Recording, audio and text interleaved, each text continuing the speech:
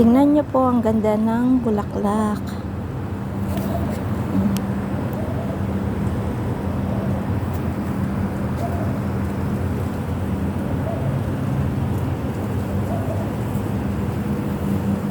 Ayan.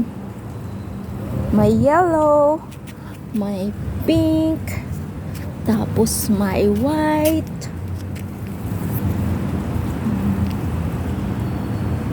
Dito po sa harapan ng salon namin. Tapos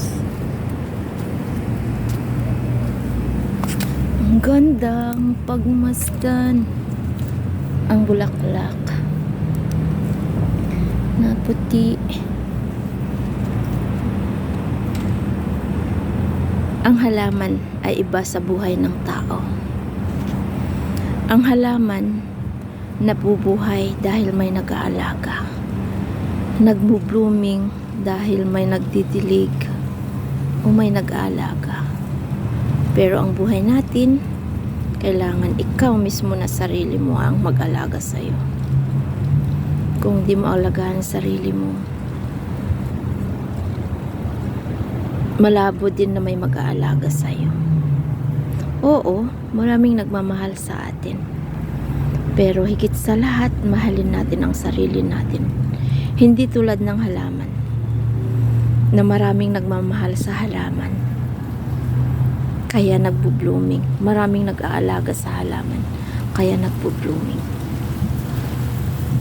Lalo na po, pag malayo tayo sa family natin.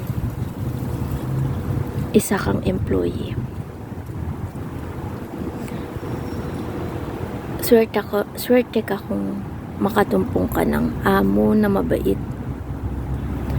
na panindigan niya kung ano man ang pangako niya sa'yo.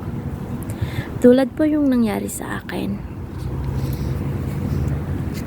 Pinangakuhan ako ng amo ko na tulungan ko daw po sila na mag-build sa salon nila. Nung nag-apply po ako sa kanila, katatapos lang nagawa ang salon nila. Kahit isang hairpin, wala pa sa salon nila. Tapos, nung nag-apply ako, nakita naman nila yung credential ko. Pinangakuhan nila ako sa maraming bagay, which is yun yung malaking pagkakamali ko. Naniniwala kaagad ako. Nagtiwala kaagad ako sa tao na hindi ko naman kakilala. Nagtiwala ako na tuparin nila yung pangako nila, nabibigyan nila ako ng 10% from the earning, 10% commission from the earning. Dahil ako po ang naggawa, o ako po talaga yung naglabas dun sa talagang pinagtago-tago ko na napaka-effective na natural treatment. Kumbaga, efektibo talaga para sa regrowing ng buhok. Kaya marami pong kaming client na bumabalik dahil nakikita po nila yung result sa kanilang buhok. Tumutubo po talaga yung buhok nila. Basta wala po silang health problem. Sa tanda ko na rin po kasi sa business na to o sa field na ito. So, I go deeper about what are the skin type and what is the proper treatment to need to do so we will get the result. As in na marami po. As in na parang sa Bisaya, igamay ko na. Parang sanay ko na parang mabilis na lang sa akin na i-handle yung bawat problema ng mga client, mga ganun po. Pero in kalaunan hindi naman po sinunod o hindi po tinupad ng amo ko yung usapan namin. So here is the point po. Huwag po magtiwala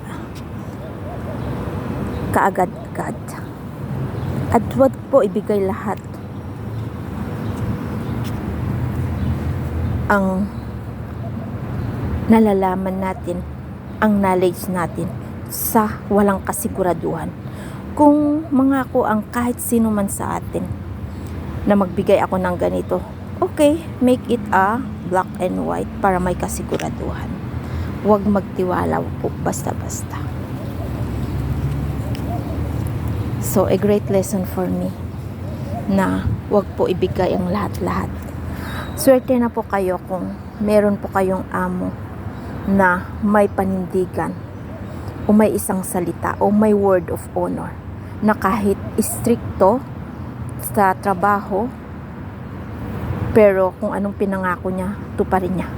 Pero yung amo ko, wala nang inano dito sa trabaho sa salon namin dahil ako po lahat as in, pero wala pa rin pong binigay. Pero dito na po ako nagkaisip na why can I build my own business? Bakit ko pinapayaman yung dati ng mayaman? So see you soon kung ano po ang karugtong. Thank you for watching and have a blessed day.